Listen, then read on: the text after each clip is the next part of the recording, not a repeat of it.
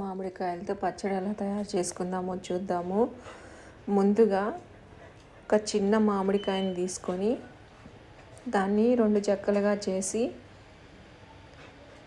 దానిలో ఉన్నటువంటి జీడిని తినకూడదు కాబట్టి తీసేయాలి.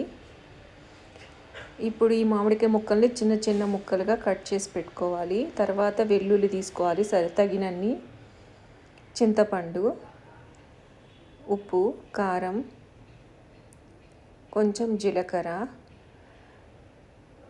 వీటన్నిటిని మిక్సీ పట్టి ముక్కల్లోని కొన్ని ముక్కల్ని మిక్సీ జార్లోకి వేసి మళ్ళీ గ్రైండ్ చేసుకోవాలి గ్రేవీ కోసం.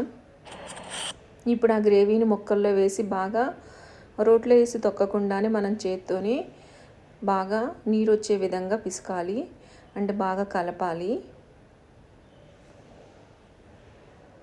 ఎంత ఎక్కువసేపు కలిపితే అంత నీరు ఊరుతుంది మామిడికాయ ముక్కల్లో నుంచి, ఆ మసాలాలో నుండి. ఇప్పుడు కొంచెం పసుపు యాడ్ చేసుకోవాలి, కొంచెమే. ఆ పసుపు కూడా బాగా కలిపేలా ముక్కల్ని కలపాలి. ఇప్పుడు తాలింపు కోసం నూనె పెట్టుకొని శనగపప్పు, ఆవాలు, జీలకర్ర, ఎండుమిరపకాయలు, కరివేపాకు వేసి చిటపటలాడనిచ్చిన తర్వాత ముక్కల్లోకి వంచేసుకోవాలి. ఇప్పుడు కమ్మని ఎంతో రుచికరమైన మామిడికాయ పచ్చడి రెడీ. ఈ పచ్చడి 2-3 రోజులు నిల్వ ఉంటుందండి. రోలు సహాయం లేకుండానే మనం ఇలా ఈజీగా చేసుకోవచ్చు. చాలా టేస్టీగా ఉంటుంది. Please subscribe my channel.